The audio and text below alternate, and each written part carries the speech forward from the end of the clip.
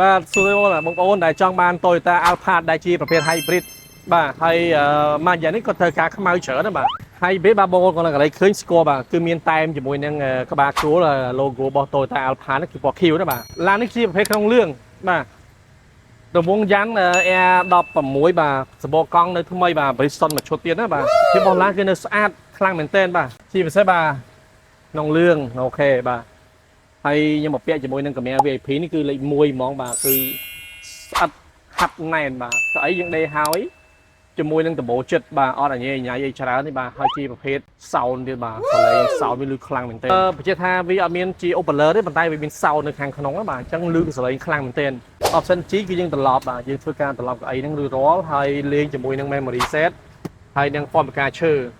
មួយញ៉ៃ Android touch screen បាទហើយ snow កដានេះគឺជា snow កដាដើម្បីដាក់ឲ្យវាយអវ៉ាន់បានហើយនៅពីខាងក្រោមគឺអាគុយអូខេបាទអញ្ចឹងសរុបវិញបាទបងប្អូនដែលចង់បាន Toyota Alphard ឆ្នាំ2012 Hybrid ពណ៌ខ្មៅបាទអាចទាក់ទងមកខាង Top Auto លើនេះបាទតាំងលើសុទ្ធបងមលួប៉ុនគ្នាបាទអរគុណច្រើនបាទ